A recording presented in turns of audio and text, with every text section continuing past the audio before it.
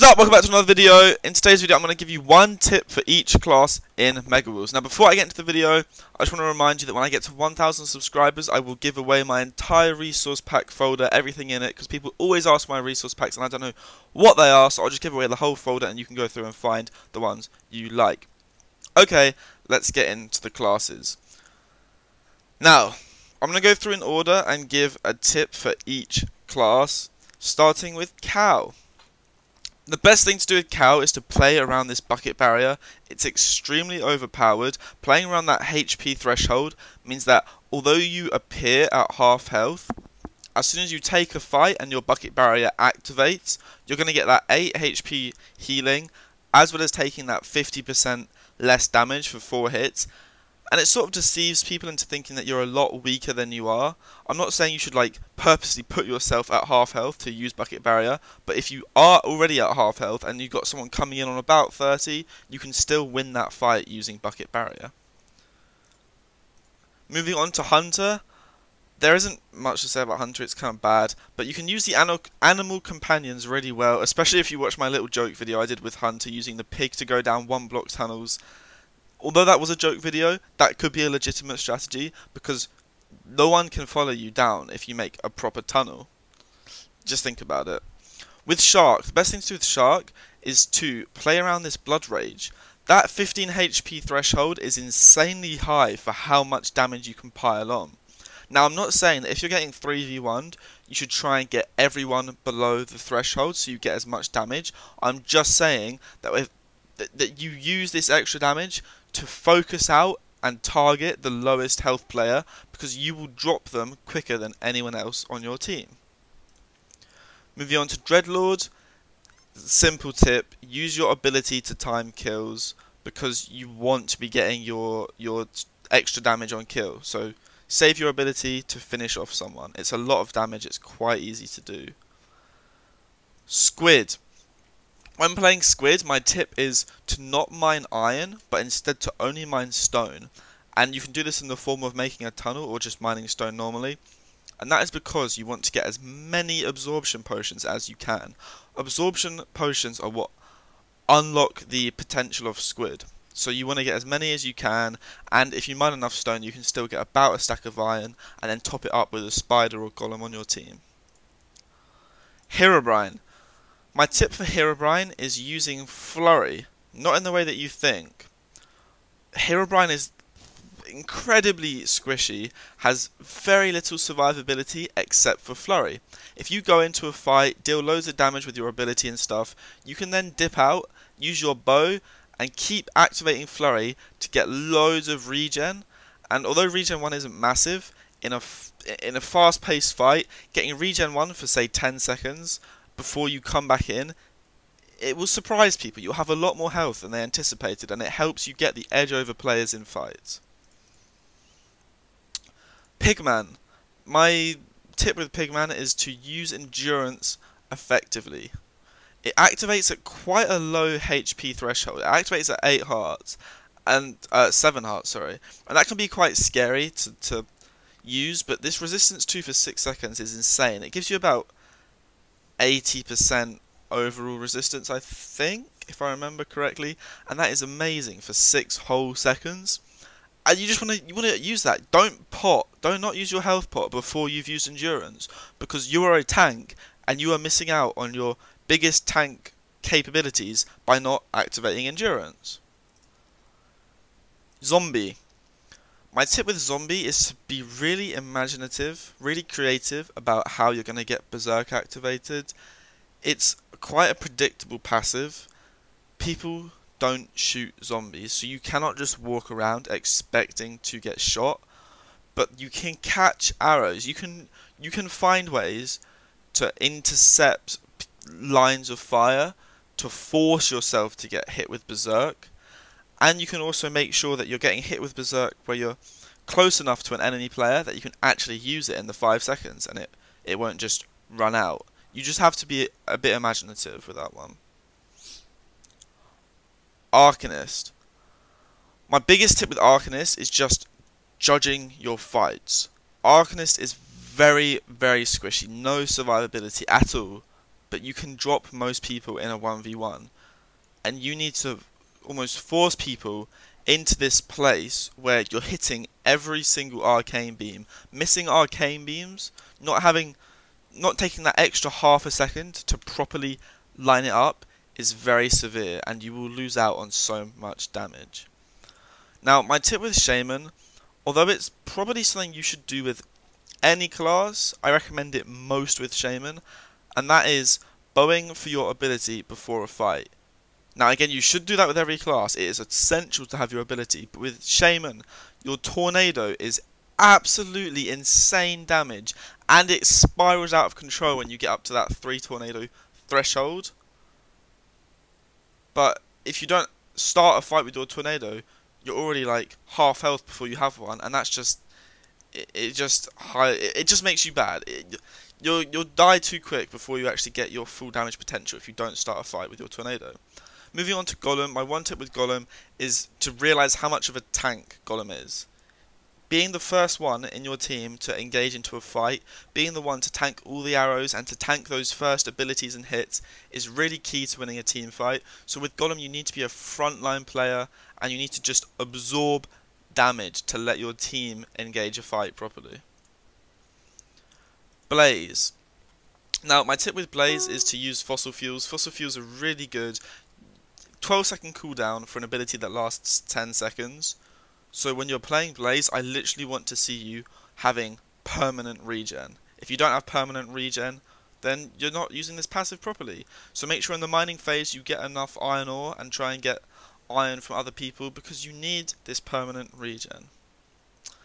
Spider. My tip with Spider is learn how to use the leap properly.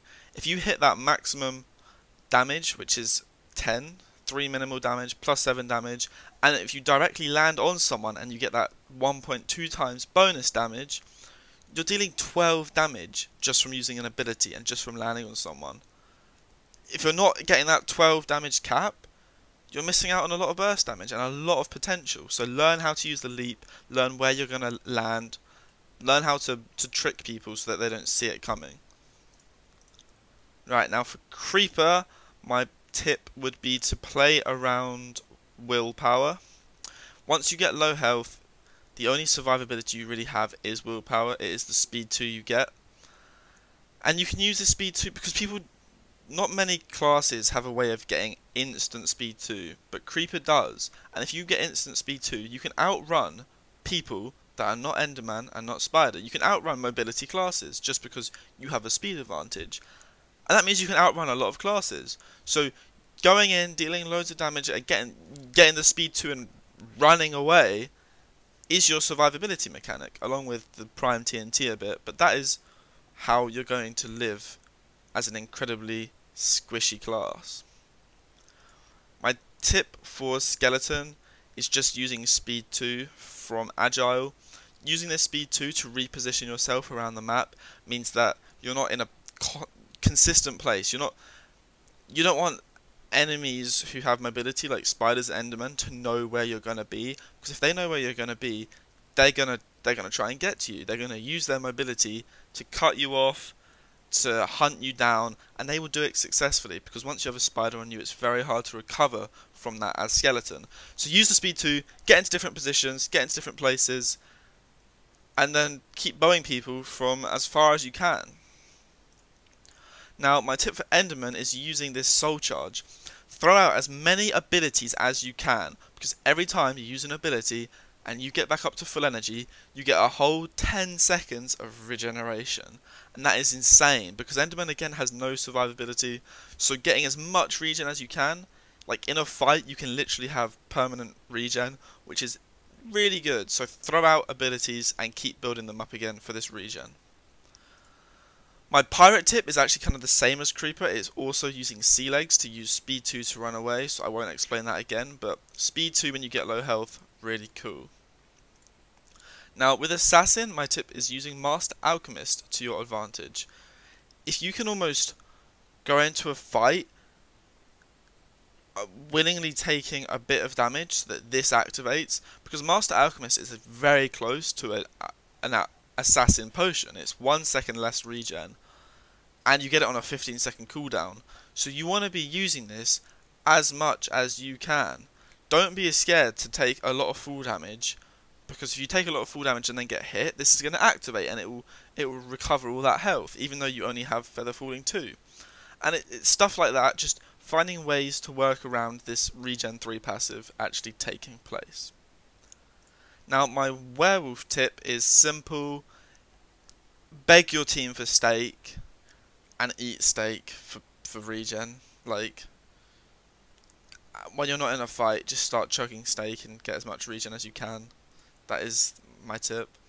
My Phoenix tip is you have a choice of 2 abilities. You have the Spirit Bond and you have the Sunray, and you have to choose between them.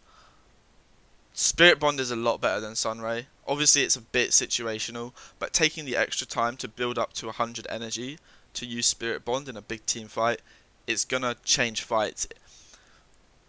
If someone is low health in a fight, you can heal them for almost 20 health, which is what the old Resurrect did, as well as basically giving them a res. You give them energy and you heal 2 other people. Like, come on, it's nutty.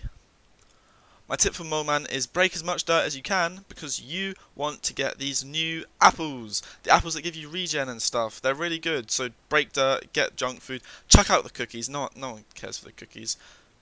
You want junk apples. My tip for Renegade would be to learn how to use the grappling hook. If you're playing Renegade for the first time, the grappling hook is actually really weird. It's got weird mechanics. It's sort of unexpected sometimes. But just go and watch a few Renegade videos on YouTube. Go and have a play with it yourself and just learn how the grapple hook works.